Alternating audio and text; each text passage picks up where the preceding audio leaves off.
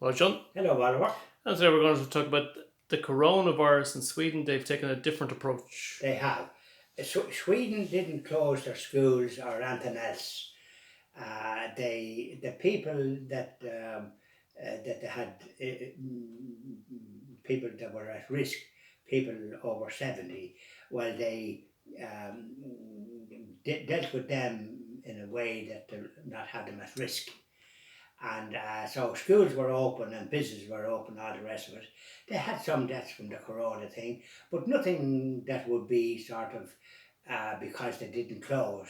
Nothing extraordinary, no worse and better than in some other places that actually had to close down. Hmm. So they didn't they didn't sort of close businesses, and now we can see the difficulties of businesses reopening because society has been demoralised, but not there.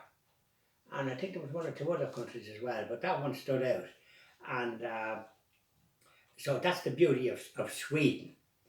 And Sweden um, was so good that they're held up, to my way of thinking, as a good example of what to do, and to the other countries, Britain especially, when they want to go their own way, and some of them should have done the same thing, and then isolate the people that might be considered risk, which are older people.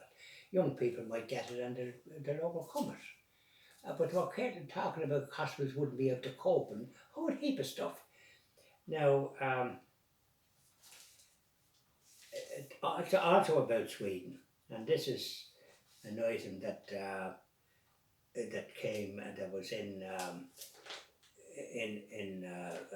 a magazine that I get a lend off, or I get from Hmm. a friend of mine, the tablet, and there's a picture. There's two girls. They're actually midwives in Sweden, and They've been prevented from bringing a case to the European Court because they've been sacked. They will not perform abortions or Okay. assist, and they've been sacked in that country of Sweden. That we're what they're speaking about so good there. They've been sacked, and the court has refused to hear their case because it's discrimination because they're Christians, Catholics, or maybe not Catholics, Christians, and are pro-life. But they're hearing a case from an individual that's a man who wants to be a woman, or vice versa, and that says they're discriminated against, or civil rights or something. And they're hearing that case, a complete fabrication of a case, if you like, but they're hearing that. And here's one that's definitely uh, girls, two girls midwives that would be a great help to a great asset to any organisation being sacked because they won't perform assisting in abortions, the killing of babies. Their job is to bring babies into the world, not to assist in extinguishing their little lives. They are crying out to heaven. They are crying out to heaven, and to feel pain. It's just like you or I would if we Hmm. were being butchered like that. So that's just an example of Sweden. That the two things that are synonymous with it. So we have to think about that, and we've also got to think that we're talking about that. We've got to think also in the same article. There's Cardinal George Pell, who was who was who was jailed for over 400 days on false charges of child molesting. He was the one man that was completely against that and that tried to stamp it out and make it out that when he was Archbishop of Melbourne, and that somehow or other he was after doing something to two altar boys. One of them died of a drug overdose, and before he died, he told his mother that it never happened. About one individual, they didn't have to go to court, did it by video.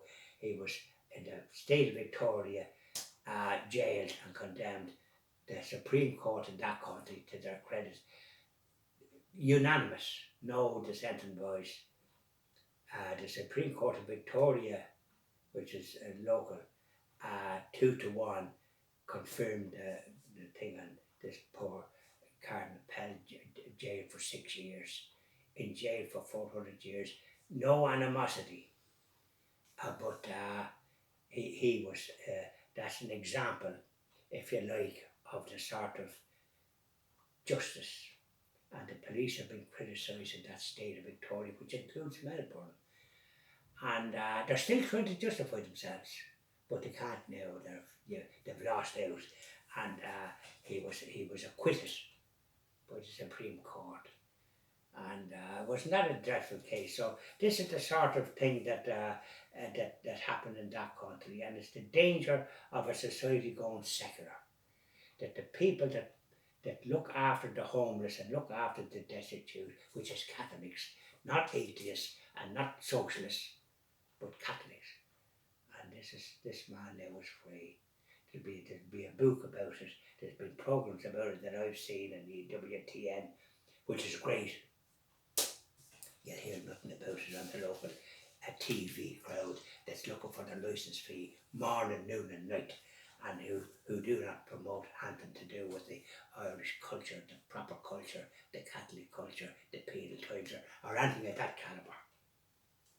Thank you very much, Sean. Very much, Oliver.